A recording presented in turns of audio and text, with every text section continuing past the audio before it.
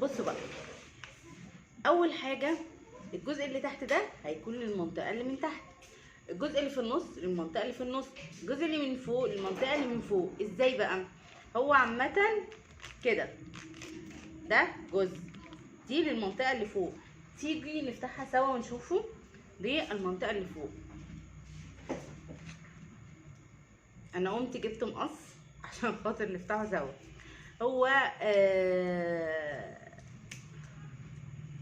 بص، هو جواه ماده مرطبه كده، المفروض بنحطه على الشعر على الوش من مده من 10 ل 15 دقيقه، وبعد كده نشيله. هو ماده مرطبه كده اهو، دي للمنطقه بتاعه الجزء اللي فوق، عشان كل منطقه وليها لون اهي.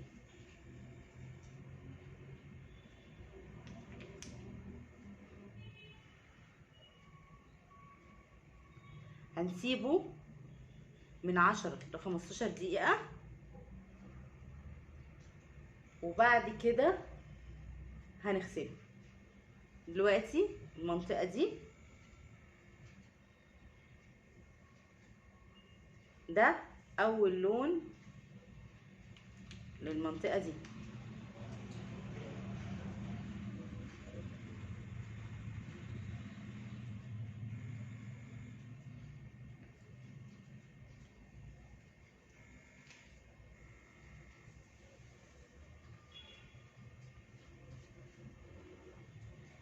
يلا نشوف اللون التاني.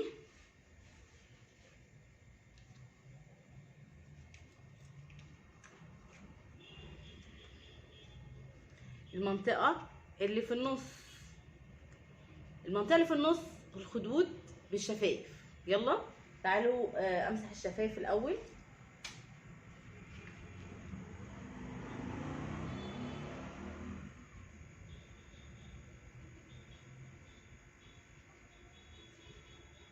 وناخد الجزء التاني اللي هو ده، نحط على الخدود وعلى الشفايف.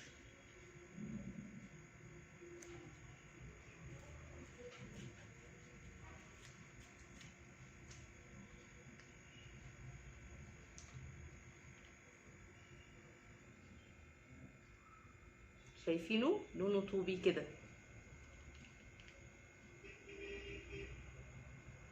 وطبعا منطقة تحت العين ده كله بالجزء ده.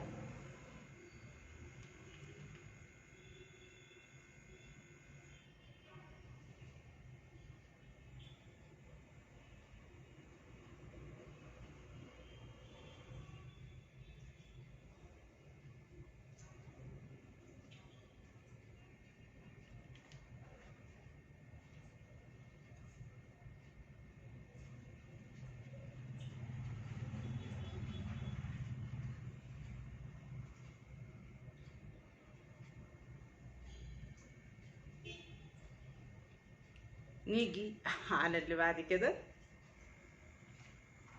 على الجزء الاخير اللي هي منطقة الدقن. ده الجزء الاخير منطقة الدقن.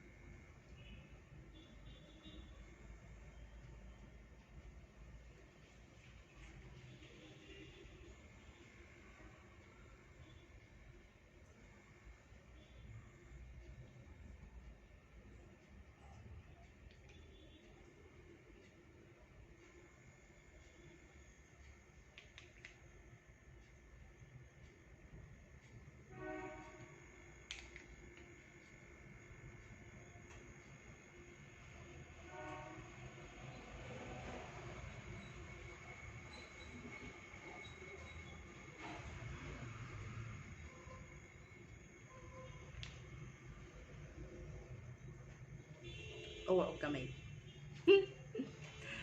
ها كده بقى هيتساب من 10 ل 15 دقيقة. وبعد كده نغسله. وطبعا زي ما انتوا عارفين الماسك ده للبشرة جافة.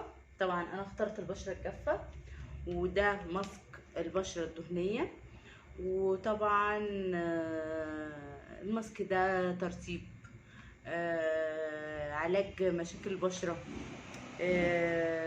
بصوا، هو مكتوب عليه تصحيح لكل مشاكل البشرة، وعاملين لك على كل لون الوضع اللي المفروض تحطيه عليه زي ما انتوا شايفين كده.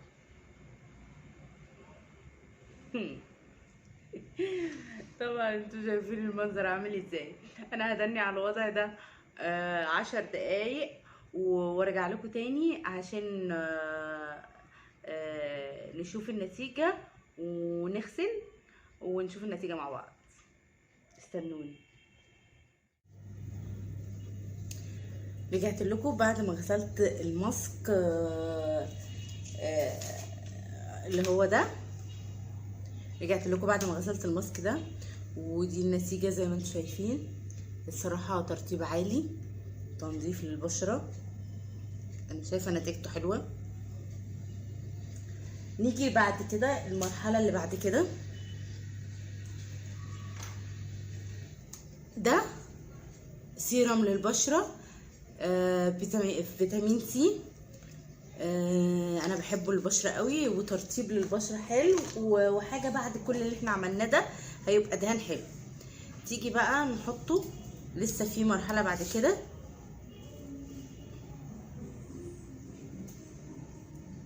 ونخلي البشرة تمتصه كويس.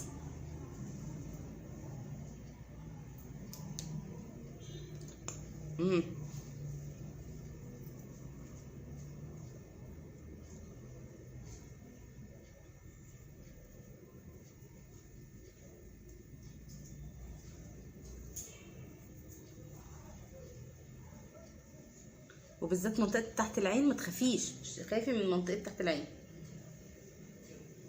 دلكي عادي. ومنطقة تحت العين مش تخافي منها اهو، دلكنا كويس اهو. خلاص دلوقتي بعد ما حطينا فيتامين سي ووزعناه كويس وقعدت ادلك لغايه اما البشره امتصته، نيجي لاخر مرحله وهي مرحله الماسك الضوئي. الماسك الضوئي ده بيطلع موجات ضوئيه. الموجات الضوئيه دي ليها كذا درجه من الاضاءه، حمراء، زرقاء، صفراء، بيضاء، كل درجة وليها علاج لمشكلة معينة من البشرة. طبعا محتاج فيديو تفصيلي اشرح لكم كل حاجة بتعمل ايه في البشرة، بس طبعا علشان خاطر مدة الفيديو بتاعنا طال قوي. فانا دلوقتي كل اللي محتاجاه بشرتي الإضاءة الحمراء، هستخدمها لبشرتي وبتساب من 10 ل 15 دقيقة. دلوقتي هوريكم الإضاءة.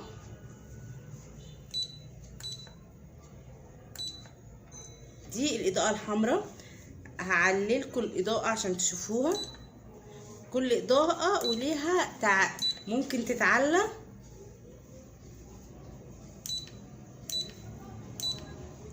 شايفين الإضاءة تتعلى لآخرها اهي. انا كده عليت الإضاءة وفصلتها. ماشي، هوريكم لون تاني وهعليه معاكم. ماشي، الأخضر، الموف، ده الأصفر، لبني، موف فاتح. ماشي كده فصل. نرجع تاني، انا عايزة الأحمر وهعليه على الآخر خالص. وهلبس معاكم الماسك. على فكرة دي لي قطعة تانية على الرقبة بس انا مش محتاجاها دلوقتي. وهنسيبه مع بعض لمدة 10 دقايق. وخلي بالكم عشان هو بيعمل حز من عند منطقة النوز هنا عشان تقيل شوية. هفضل معاه 10 دقايق وهرجع لكم تاني عشان ما اطولش عليكم الفيديو. ويا ريت تدوسوا لايك وسبسكرايب وتفعلوا زر الجرس، وهرجع لكم بعد ال10 دقايق. ورجعت لكم تاني بعد ما خلصنا كل حاجة تنظيف البشرة. في حاجات تانية ممكن نستخدمها في تنظيف البشرة، بس ده اللي انا محتاجاه لبشرتي دلوقتي عشان ترجع بالنقاء والنظافة دي. بشرتي كانت محتاجة اعتناء ونقاء. ممكن دلوقتي احط كولاجين، نسبة كولاجين على بشرتي اللي انا وريته لكم في اول الفيديو. لو محتاجاه تحطيه عادي.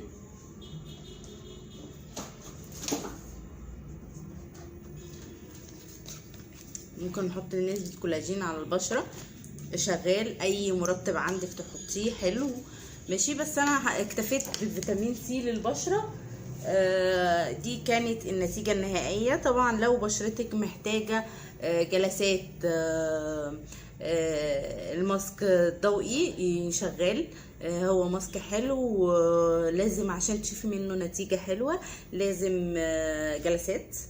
يا ريت الفيديو يكون عجبكم. وكانت معاكم مروة طه ميك اب ارتست، واستنوني تاني، وباي باي.